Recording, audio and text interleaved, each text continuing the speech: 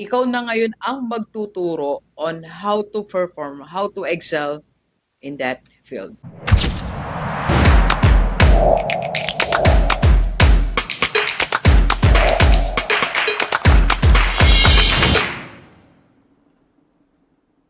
Okay, Gilliver, sa lahat ng mga 50 years old, sa mga nagtatanong, ano ba yung pwede kong gawin 2026, Doc, na makakapagpabago sa buhay ko or something that I look forward to? So, meron po ako ditong 6 na suggestions sa lahat ng mga kasing edad ni Doc, 50 plus. Not in order po to, pero you can choose at least 1, 2, or 3 na pwede nating simulan para naman at the end of the year, masabi natin na merong nabago sa buhay natin. Alam nyo, isa sa mga nakakalungkot is after 365 days, same lang din ang naging buhay natin. Same lang din ang laman ng bank account natin. Same lang din ang ating team. Same lang din ang ating results. Same lang din ang career natin.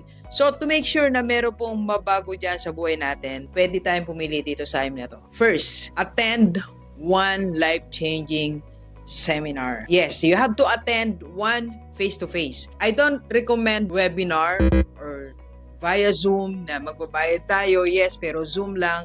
Kasi ang kulang po kasi pagka Zoom ang inatenan natin, wala tayong face-to-face interaction sa mga attendees. Alam nyo po, almost 50% ng nakukuha nating benefit sa mga ina-attenan nating seminar is through connecting sa mga attendees din po. Nagkakaroon ka ng kakilala, na-inspire ka, nakakwentuhan mo. So, iba po yung benefit ng face-to-face. So, whatever seminar na gusto mong you're into, interested ka, or gusto mong itry, give it one try this 2026. Yes, you'll be spending money for the registration, you'll be spending money sa papunta. It's okay. Bigyan mo ng chance ang sarili mo. Alam mo, sabi nga, di ba, it only takes one seminar to change your life. Baka isang seminar lang din yung iniintay mo para mabago yung buhay natin. Not necessarily seminar ni Rockstar. Madami naman tayong pagpipilian na seminar. Pick one, spend for it, learn from it, and connect from it. So second na pwede natin gawin is try to open one more bank account. Isa pang bank account. Alam ko at age 50, marami na tayong mga bank accounts, di ba? Pero try one. Itong isa na to, meron po siyang specific purpose. That is setting aside a 5%. Not 10, not 20, not 30, 5% lang para realistic and consistent tayo sa lahat ng mga marireceive nating money. You challenge yourself. Lahat ng tatanggapin mong salary or kung meron kang business or may sideline ka, may bonus, may incentive, or may biglang blessing na binigay si Lord sa'yo, kuhanin mo ang 5%, ilagay mo dyan sa new account na yan. Imagine mo for how many years, ang daming blessing na dumating sa atin, ang dami natin naging pera, pero wala tayong naitabi for ourselves. So this time, gawin mo 5%. Dok, anong gagawin ko sa 5% na yan? Ipunin mo muna, then mag-pray ka, Lord, ano ang dapat kong gawin dito sa 5% at the end of the year? For 1 year, 365 days, kung ilang blessing, ilang income dumating sa'yo, kuhanin mo yung 5%. Not rule of 10%, but rule of 5%. Third na pwede nating gawin is you start a lifestyle business. Not business na magtatayo ka ng isang coffee shop, resto, physical store, not that. Ang recommendation ni Doc at age 50, it's a lifestyle business. Ibig sabihin po, umaayon sa lifestyle na meron ka. Kung ikaw ay laging nagta-travel, you find business na connected sa pagta-travel mo. Or pwede mong gawin habang nagta-travel ka. Or you can transact that business kahit nasaan ka. A lifestyle business. Parang when I'm starting IMG, sa IMG po, no? It's a lifestyle business because I can do it kahit nasaan ako. Actually, ngayon, nagagawa pa rin natin siya kahit nasa bahay, kahit nasa seminar nga ako, in between seminar natin, nakasagot tayo ng inquiries, or even every Saturday, kahit anong time, pwedeng gabi, like ngayon may pag-appointment sa atin, 7 p.m. So, pwede natin gawin. Yan po ang lifestyle business. And fit na fit po yan, or perfect for 50 years old, kasi sa mga 50 years old, I'm sure, and na-anticipate natin na pag 50 ka, meron ka ng isang matatag na career. Tama Tama po, no? You are employed or meron ka ng isang minamanage na isang project or isang business. So, pwede mong i-add ang lifestyle business mo. And next po is be a silent partner. Silent partner. So, that means you will look for a partner na pwede kang mag-invest or tumulong sa negosyo niya silently.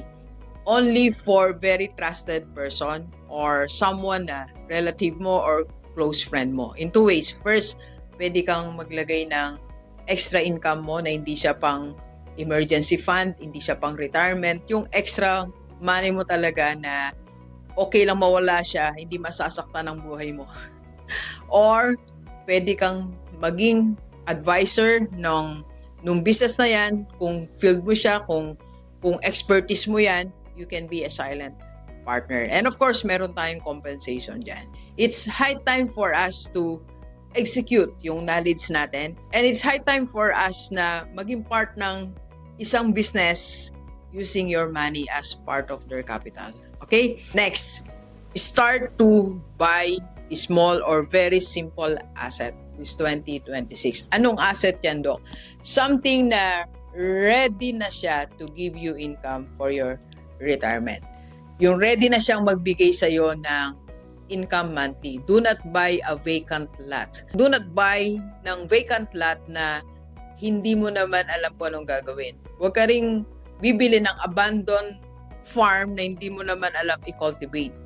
So, ang bibilin mo, kung afford ng iyong budget, is an asset na ready na siyang i-rent, ready na siyang mag-generate ng income. Pag-isipan mo, this 2026, pwedeng nasa planning stage ka ngayon, then execute mo ng 2027. Ang malaga, naka-target ka na or naka-eye ka na for one asset that eventually, it will give you another source of income, a passive income, and pwede na rin niyang asset sa retirement natin. And last, it's time for you siguro na maging mentor ka na. So, try to become a mentor sa field na kung saan na-practice mo na ng 10 years, 20 years, 30 years. Kung kagaya ka ni Doc na nasa academe for how many years, pwede ka na mag-mentor ng mga teachers. Or kung speaker ka naman, for how many years, pwede ka na mag-mentor ng speaker. Or kung meron kang negosyo na matagal mo nang niraran, kumikita, pwede ka na maging mentor. Try to give back sa community natin, magturo ka, and at the same time, pwede ka rin mag-earn. They will pay you as the mentor. So, nakakatulong ka na sa iba and at the same time, kumikita ka pa. Kumbaga, ipapasa mo na yung baton. Ipapasa mo na yung knowledge sa iba. Ikaw na ngayon ang magtuturo on how to perform, how to excel in that field. Alright? So, deliver sa lahat ng mga 50 years old. I know there are thousands ways para gumawa tayo ng kakaiba this 2026. But start small. Itong 6 na to, pwede kang pumili kahit isa or dalawa. Let's go, let's go. Kape po tayo. Kape po.